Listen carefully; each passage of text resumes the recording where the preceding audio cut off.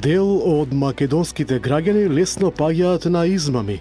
Ова е заклучок до кој се доаѓа ако се погледнат дневните полициски извештаи. Скоро да нема недела, а некогаш и почесто некој да не е измамен од криминалци. Најнова финта на измамниците е да продаваат на невнимателни лица сателитски снимки од кои се гледало дека има закопано злато баш во нивните дворови. И успеале да убедат неколкумина да им дадат по 6.000 евра за таквите снимки, а потоа ни снимките, ни парите, ни златото го виделе. Почеста и веќе подолго време низ Македонија трае и измамата кога криминалците се јавуваат на постари лица и ги ставаат во заблуда дека нивните деца направиле тешки сообраќајни несреќи, ама ете тие ќе ги спасат од затвор ако им дадат пари. Многумина наседнале. Некој друг измамник пак се представувал како брокер и ветувал на луѓе осигурителни полиси, за кои им наплаќал, но осигурувањето никогаш не го добиле. Неодамна преку социјалните мрежи, граѓаните се жалеа дека биле наседнати во пирамидални шеми со купување на некакви си облаци. Полни се полициските извештаи со вакви работи. Мавара уверува дека се труди да ги расчистува овие измами, но секако и самите граѓани треба да отворат 4 очи. Денешниот и вчерашниот дожд кои во некои делови од Македонија беа пообилни, поднаполнија дел од испразнетите речни корита, но ке треба да врне со недели за да има барем мало покачување на ептен ниското ниво на водата во Преспанско езеро. А во Македонија ретко кога врне со недели, што значи дека спас на езерото не треба да се очекува од облаците, туку во човекот, односно во надлежните локални и централни институции. Ке реагираат ли тие малку поорганизирано и поплански во наредниот период? Тоа од нив го бара фактичката состојба која е алармантна. Пред еден месец при мерењата беше видливо дека воденото ниво е 19 сантиметри пониско од ланскиот историски минимум. Плюс водата сега е матна и многу од животинскиот свет е целосно загрозен. Многу ветувања дека ќе се решава проблемот слушнавме досега. Дури и меѓудржавни состаноци се правеа за езерото кое го делат Македонија, Грција и Албанија, но потоа ништо поконкретно на терен не се случи. Нема напредок, само давање најави дека ќе се прават анализи, па потоа дека ќе се прават проекти, па потоа ќе се бара финансиска конструкција и така до недоглед. На Преспанското езеро му треба брза и конкретна реакција која нема да биде само на зборови и преку соопштенија. Во спротивно, многу е изгледно дека големото езеро ќе стане бара. Преку меѓународниот аеродром Скопје во првите 9 месеци годинава се превезени околу 2,4 милиони патници, што е за 5,4% повеќе од минатата година. Министерот за транспорт Александар Николовски оцени дека политиките на владата за привлекување авиолинии на македонските аеродроми даваат ефект. Тој најави дека од денес ќе се лета директно до 11 нови дестинации. Од Скопје ќе се лета кон Стокхолм до главниот аеродром, ќе се лета за Штутгарт, за Бари, Ларнака, Кипар, вели Николовски и додаде дека веќе од следниот понеделник ќе се лета кон Женева, понатаму кон Мадрид, а од 15 декември и кон Прага и Келн. Од Охридскиот аеродром пак годинава се превземени околу 210.000 патници, што е раст од 16,2%. До крајот на годината сите приватни компании кои досега не го сториле тоа имаат обврска да исплатат регрес за годишен одмор, популарно наречено К15 на вработените. Според законот, право на ваков надоместок има секој вработен со најмалку 6 месеци непрекинат стаж кај работодавецот.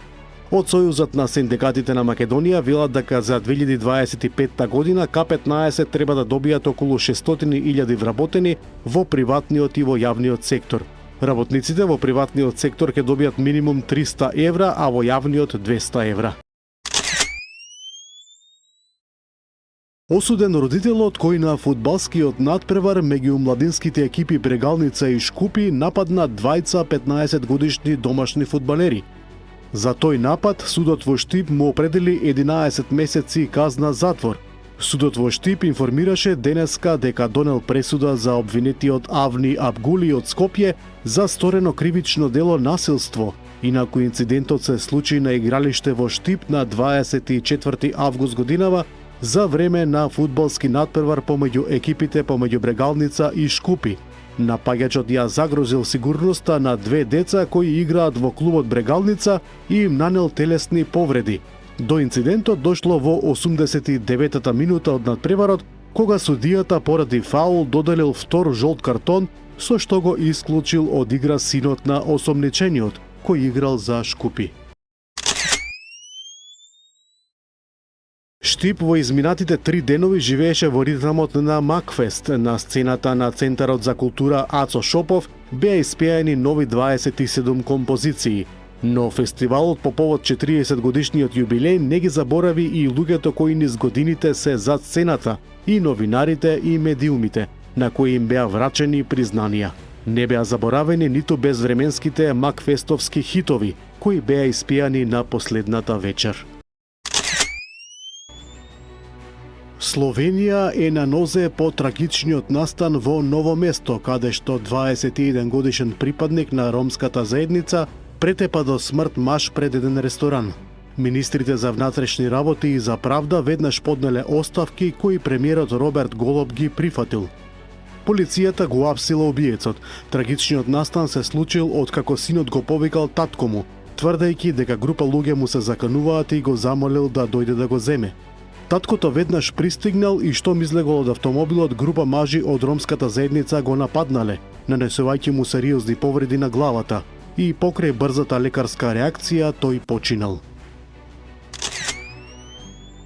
Одлука за привремено укинување на безвизниот режим за државјаните на Турција по итна постапка ќе донесе денеска владата на Црна Гора. Како причина се наведуваат се позачестените инциденти што ги иницираат турци во Подгорица и во другите градови.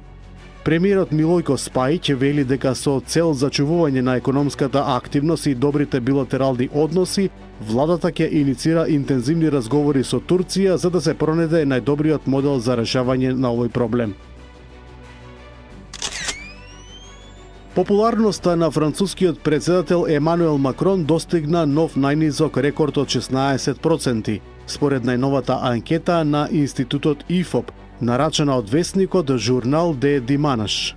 Со ваквите резултати Макрон се приближува до рейтингот на непопуларност на неговиот претходник Франсуа Оланд, кој во еден момент беше 13%.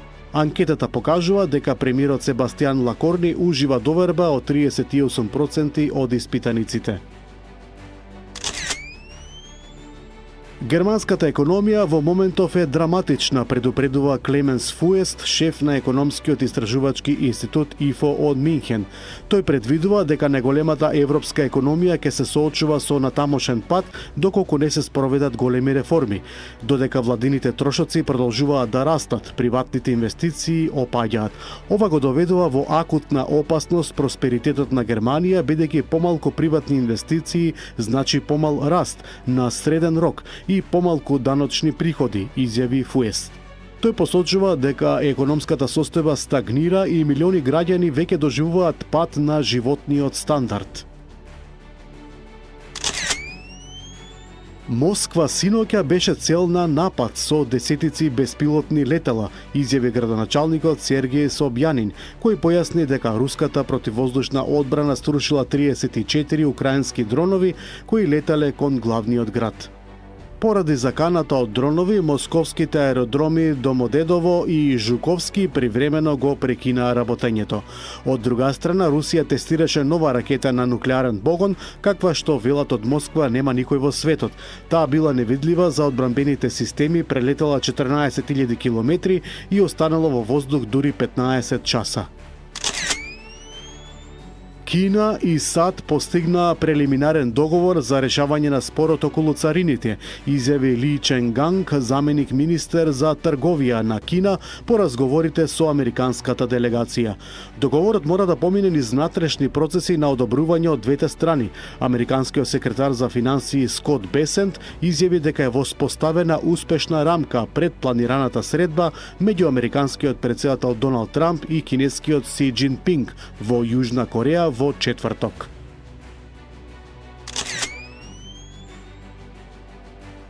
Американски борбен авион и воен хеликоптер се урнаа во Јужното Кинеско море кратко по полетувањето од носач на авиони, соопшти американската војска.